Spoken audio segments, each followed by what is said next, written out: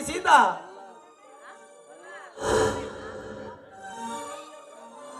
ಯಾರು ಬಂದಿದ್ದಾರೆ ನೋಡಮ್ಮ.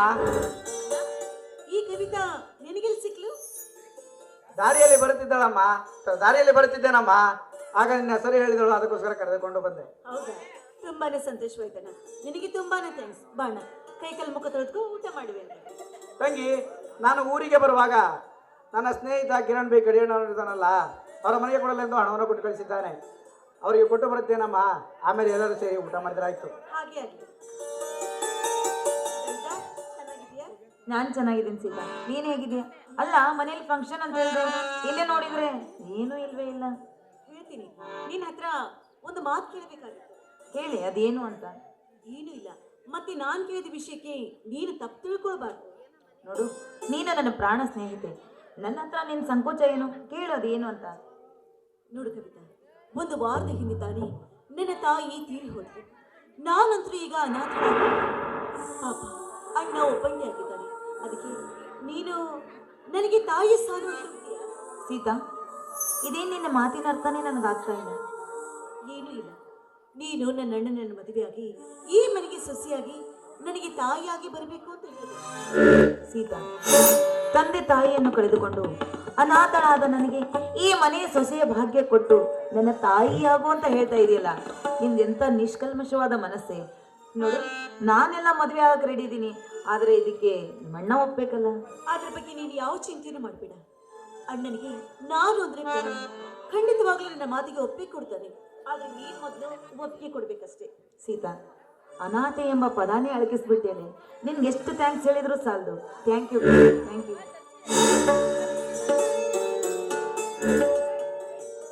ಯಾರಮ್ಮ ಅನಾಥಳು? ಒಳ ಹುಟ್ಟಿದವರು ಬಂದ ಬಾಂಧವರಲ್ಲ, ತಂದೆ ತಾಯಿಯನ್ನು ಕಾದುಕೊಂಡವರು ಯಾರಲ್ಲಮ್ಮ. ಅವರು ಅದನ್ನು ನಡೆದುಕೊಳ್ಳುವ ರೀತಿಯಲ್ಲಿ ಇರ್ತದಮ್ಮ. ಸೀತಾ, ಸೀತಾ ಯಾರಮ್ಮ ಇವರು? ನನ್ನ ಗೆಳತಿ, ನನ್ನ ಕಾಲೇಜ್ ಫ್ರೆಂಡ್. ಒಂದು ವಾರ ಕಾಲೇಜ್ ನಡೆಸ್ತಲ್ಲ, ಅದಕ್ಕಾಗಿ ಇದೇ ಮನೆಯಲ್ಲಿ ಇರೋದಕ್ಕೆ ಅಂತ ಬಂದಿದ್ದಾಳೆ. ಸೀತಾ, ನಿನ್ನ ಬಂದಿಲ್ಲವಮ್ಮ ಇನ್ನು? ಇಲ್ಲಪ್ಪ, ಇನ್ನೂ ಬಂದಿಲ್ಲ. ಬಂದ್ರೂ ಬರಬಹುದು. ಸೀತಾ, ನಿನ್ನ ಬಂದ ಮೇಲೆ ನಾಳೆ ಬೆಳೆದ ಕೇಳಲಿಕ್ಕೆ ಹೋಗಬೇಕಮ್ಮ. ಅದಕ್ಕೆ ಆಗಲಿಕ್ಕೆ ಹೇಳಲಿಕ್ಕೆ ಹೇಳಮ್ಮ. ನಾನು ಸ್ವಲ್ಪ ಭೇಟಿಯಾಗಿ ಬರುತ್ತೇನೆ. ಆಯ್ತಪ್ಪ, ಹಾಗೆ ಆಗಲಿ.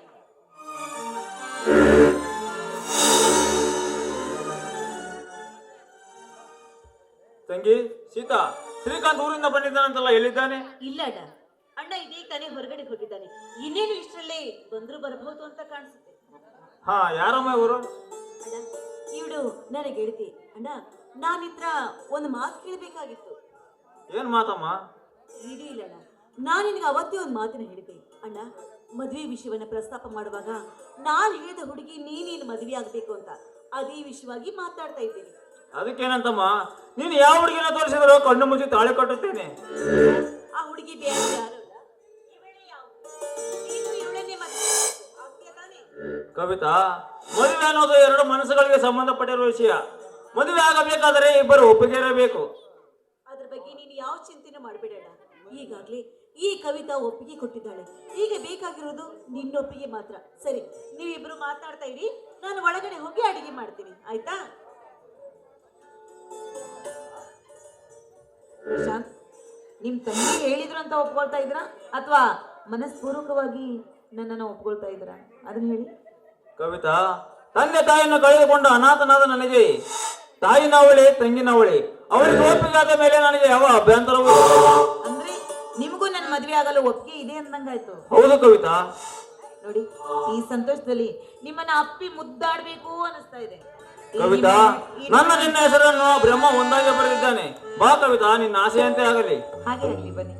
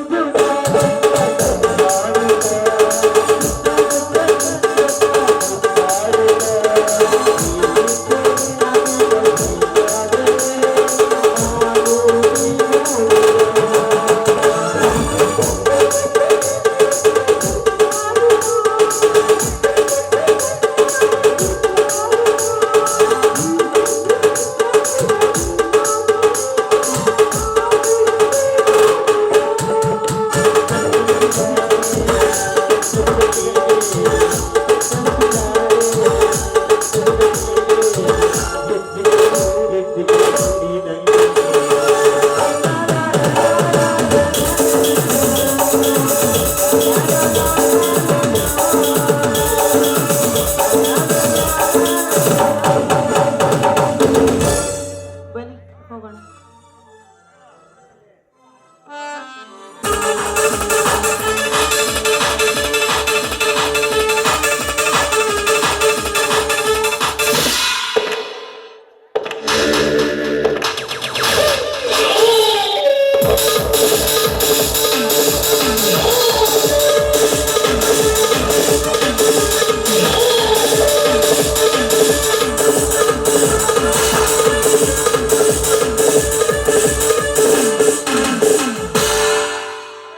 ಪಾರ್ವತಿ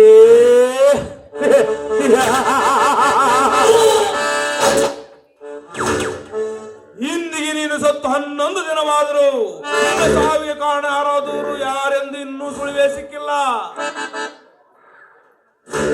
ಲೇ ಪಾರ್ವತಿ, ಸುಮ್ಮನೆ ನನಗೆ ಶರಭಾಷಿದ್ದರೆ ಇವತ್ತು ಜೀವಂತವಾಗಿ ಉಳಿತಿದ್ದೆ ಈ ದರೆಯ ಮೇಲೆ.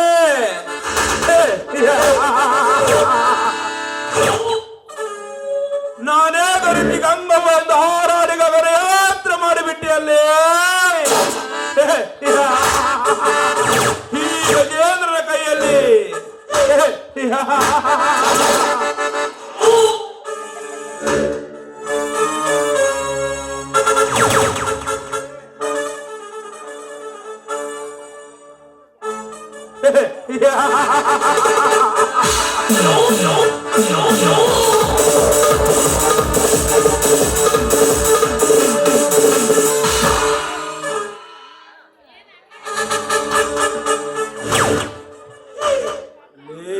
ಪ್ರಶಾಂತ,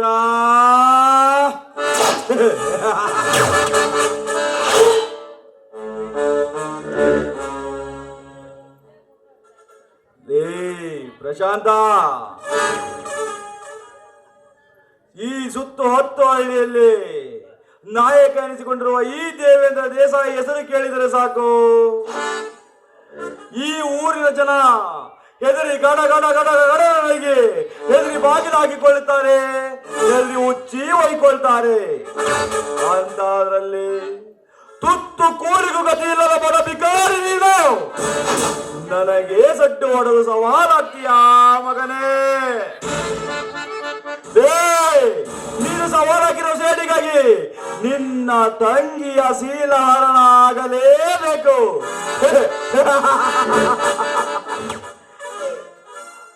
ನನ್ನ ಸೇಡಿನ ಕೆಂಡದಲ್ಲಿ ನಿನ್ನ ಮನೆ ಸುಟ್ಟು ಸ್ಮಶಾನವಾಗಲೇಬೇಕು.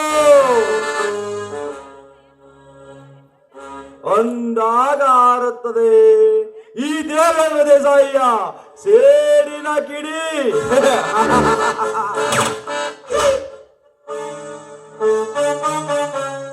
ಅಣ್ಣ, ನಾನು ವೀರ ಸೂರ್ಯರೆಂದು ಸೊಕ್ಕೇರಿದ ಅವರ ದೇಹವನ್ನು ತುಂಡು ತುಂಡಾಗಿ ಕತ್ತರಿಸಿ 10 ಕಾಯಿಗಳಿಗೆ ಹಾರವನ್ನಾಗಿ ಹಾಕುವವರೆಗೂ ನೆಮ್ಮದಿ ಇಲ್ಲ ನಮಗೆ ಈ ಊರಲ್ಲಿ. ತುಂಡು ತುಂಡಾಗಿ ಅಷ್ಟೇ ಅಲ್ಲ ಗಜೇಂದ್ರ, ಅವರ ಸಾರನ್ನು ಕಂಡು ಈ ಊರಿನ ಜನ ನನ್ನನ್ನು ನಾಡಿದರೆ ಸಾಕು, ಹೆದರಿ ಓಡಿ ಹೋಗಿ ಬಾಗಿಲು ಹಾಕಿಕೊಳ್ಳಬೇಕು. ಹಾಗೆ ಮಾಡೋಣ. ಸೋಮ, ಭೀಮಾ, ಹೇಳಿಕೊಡ್ರಿ ಆ ಪ್ರಶಾಂತನ ತಂಗಿಯನ್ನು ಹೊತ್ಕೊಂಬಕ್ ಹೋಗಲಿ. ಆಯ್ತು ನೋಡ್ರಿ, ಇವತ್ತು ಅವರಿಗೊಂದು ಗತಿ ಕಾಣಿಸೋಣ.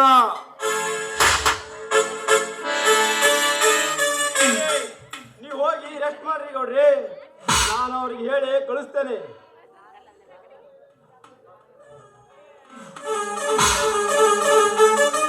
ಹೇ ದೇಸಾಯಿ, ನಿನ್ನ ಪಾಪ ಕೂಡ ತುಂಬಿದ್ದಲೇ ಮಗನ. ನಿನ್ನ ಸುಮ್ಮನೆ ಬಿಟ್ಟರೆ ಈ ಊರನ್ನೇ ಸರ್ವನಾಶ ಮಾಡಿಬಿಡುತ್ತೀಯ. ಈ ನಿನ್ನ ಕುತಂತ್ರ ಕಪಟ ನಾಟಕಕ್ಕೆ ನಾನು ಯಾರು ಬರುತ್ತೇನೆ? ನನ್ನ ಮಗ ಉಗ್ರ ನರಸಿಂಹ. ಈ ವಿಷಯವನ್ನು ನನ್ನ ಮಗನಿಗೆ ಪೂರ್ತಿ ಹೇಳಲೇಬೇಕು.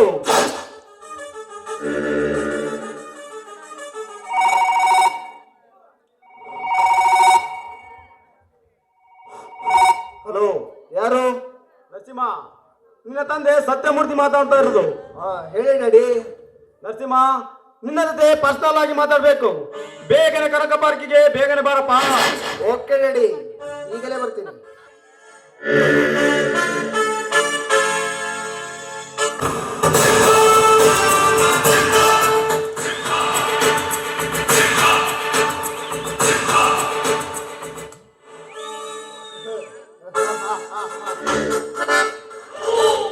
ನನ್ನ ತಂದೆ ಯಾಕೋ ಏನೋ ಬೇಗನೆ ಬರೋದಕ್ಕೆ ಹೇಳಿದ್ದರು, ಇನ್ನೂ ಬಂದೇ ಇಲ್ಲ.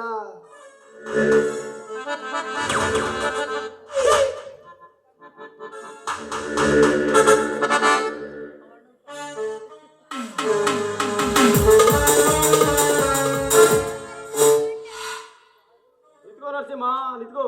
ಏ ಮುನಿಯ, ಸುಮ್ಮನೆ ಹೊರಟು ಹೋಗು ಇಲ್ಲಿಂದ. ನಾನು ಒಬ್ಬ ವ್ಯಕ್ತಿಗೋಸ್ಕರ ಕಾಯುತ್ತಿದ್ದೇನೆ. ನರಸಿಂಹ, ನೀನು ಕಾಯ್ತಿರೋ ವ್ಯಕ್ತಿ ಬೇರೆ ಯಾರಲ್ಲಪ್ಪ, ಅದು ನಾನೇ. ಏನು ಹೇಳುತ್ತಿದ್ದೀಯಾ ನೀನು? ಹೌದು ನರಸಿಂಹ, ನಾನು ನಿನ್ನ ತಂದೆ ಸತ್ಯಮೂರ್ತಿ. ಹಾಗಾದರೆ ನೀನು ಈ ವೇಷದಲ್ಲಿ ಆ ಗೌಡನ ಮನೆಯಲ್ಲಿ ಏಕೆ ಇದ್ದೀಯಾ? ನರಸಿಂಹ, ಅದು ಒಂದು ದುರಂತ ಕಥೆ ನರಸಿಂಹ. ನಾನು ಇದೇ ಪಕ್ಕದ ಊರಿನವನು. ನನ್ನ ತಂದೆ ಆ ದೇಸಾಯಿ ಎದುರಾಗಿ ಎಲೆಕ್ಷನ್ಗೆ ನಿಂತಿದ್ದರಂತೆ.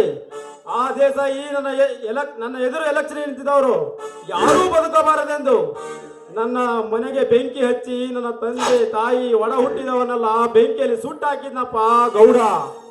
ಆಗ ನಾನು ಚಿಕ್ಕವನು, ಬೇರೆ ಊರಿನಲ್ಲಿ ವಿದ್ಯಾಭ್ಯಾಸ ಮಾಡ್ತಿದ್ದೆ. ಇದರ ಘಟನೆ ತಿಳಿದು ಆ ದೇಸಾಯಿ ಮೇಲೆ ಸೇಡು ತೀರಿಸಿಕೊಳ್ಳಬೇಕೆಂದು ಸತ್ಯಮೂರ್ತಿ ಎಂಬ ಸತ್ಯದ ಹೆಸರನ್ನು ಕಿತ್ತಾಕಿ ಮಾಯಾಜಾಲದಿಂದ ಮುನಿಯ ಎಂಬ ಹೆಸರನ್ನು ಧರಿಸಿ ಆ ಗೌಡನ ಮನೆಗೆ ಗುಮ್ಮಸ್ತನಾಗಿ ಸೇರಿಕೊಂಡೆ ನರಸಿಂಹ. ಗುಮ್ಮಸ್ತನಾಗಿ ಸೇರಿಕೊಂಡೆ ನರಸಿಂಹ. ಅಷ್ಟೇ ಅಲ್ಲ ನರಸಿಂಹ, ನೀನು ನನ್ನ ಮಗನೇ ಅಲ್ಲಪ್ಪ, ಮಗನೇ ಅಲ್ಲ. ಅಪ್ಪ, ಏನು ಹೇಳುತ್ತಿದ್ದೀಯಾ ನೀನು? ಹೌದು ನರಸಿಂಹ, ನಿನ್ನ ತಂದೆ ಒಬ್ಬ ಧರ್ಮಾಧಿಕಾರಿ. ಬಡಬಗ್ಗರಿಗೆ, ದೀನದಲಿತರಿಗೆ ಕಷ್ಟ ಎಂದು ಕರಗುವ ಕರುಣಾಮಯಿ ಕಣಪ್ಪ ನಿನ್ನ ತಂದೆ, ಕರುಣಾಮಯಿ. ನಂಜೇಗೌಡ ಎಂದರೆ ಸಾಕು, ಇಡೀ ಊರಿಗೆ ಊರೇ ಅವರ ಹಿಂದೆ ಇರುತ್ತಿತ್ತು. ಅಂತ ಧರ್ಮವಂತನ ನೋಡಿ ಸಹಿಸಿಕೊಳ್ಳಲಾಗದ ಆ ಗೌಡ ನೀನು ಹುಟ್ಟಿದ 5 ದಿವಸದಲ್ಲಿ ನಿನ್ನ ಹೆಸರಿಡುವ ಕಾರ್ಯದಲ್ಲಿ ತನ್ನ ಆಳುಗಳನ್ನು ಕಳಿಸಿ ಊಟದಲ್ಲಿ ವಿಷ ಹಾಕಿಸಿ ನಿಮ್ಮ ವಂಶವನ್ನೇ ಸರ್ವನಾಶ ಮಾಡಿಬಿಟ್ನಪ್ಪ, ಸರ್ವವಂಶ ನಾಡೆ ಮಾಡಿಬಿಟ್ಟ. ಆಗ ನೀನು ಸಣ್ಣ ಶಿಶು. ನಿನ್ನನ್ನು ತೆಗೆದುಕೊಂಡು ಹೋಗಿ ನಿನಗೆ ನರಸಿಂಹ ಅಂತ ಹೆಸರಿಟ್ಟು ಆ ಕೆಟ್ಟ ಗೌಡನ ಅಟ್ಟಹಾಸವನ್ನು ಮಟ್ಟ ಹಾಕಲು ಗಂಡದ ವೀರನಾಗಿ ಬೆಳೆಸಿದ್ನಪ್ಪ ನಿನ್ನನ್ನು. ಗಂಡದ ವೀರನಾಗಿ ಬೆಳೆಸಿದೆ. ಅಪ್ಪ, ಸತ್ತು ಹೋದ ನನ್ನ ತಂದೆ ತಾಯಿಯ ಹೆಸರು ಹೇಳಿ ನನ್ನ ಮನಸ್ಸಿಗೆ ನೋವು ಮಾಡಿದೆ. ಆದರೆ ನಿನ್ನ ತಂದೆ ನಾನಲ್ಲ ಎಂದು ಹೇಳಿ ನನ್ನನ್ನು ಅನಾಥನನ್ನಾಗಿ ಮಾಡಿದೆ. ಆದರೆ ನನ್ನ ತಂದೆ ತಾಯಿ ಕೊಂದ ಆ ದೇಸಾಯಿ ಗೌಡನ ದೇಹವನ್ನು ಮನ ಬಂದಂತೆ ಕೊಚ್ಚಿ ಕೊಚ್ಚಿ ಹಾಕಿ ಬರುತ್ತದೆ. ನಿಲ್ಲು ಪ್ರಸಾದ, ನಿಲ್ಲು ನರಸಿಂಹ. ಆ ಕೆಟ್ಟ ಗೌಡ ಅಂತ್ಯಕಾಲ ಮುಗಿತಾ ಬಂದಿದೆ ನರಸಿಂಹ. ಮೊನ್ನೆ ಪ್ರಶಾಂತರ ತಾಯಿಯನ್ನು ಕೊಲೆ ಮಾಡಿದವರು ಬೇರೆ ಯಾರಲ್ಲಪ್ಪ, ಆ ದೇಸಾಯಿ ತಮ್ಮ ಗಜೇಂದ್ರ.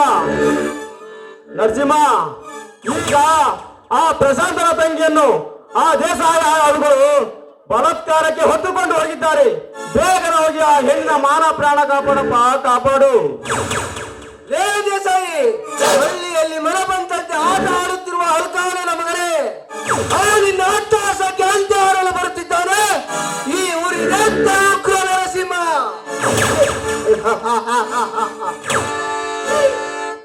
ಇದೇನೋ ನರಸಿಂಹ, ಇಂತಹ ಮನೆ ಮೂರ್ಖನ್ನು ನಮ್ಮ ಮಗಳ ನಿಂದೇನೋ ಮಾತು?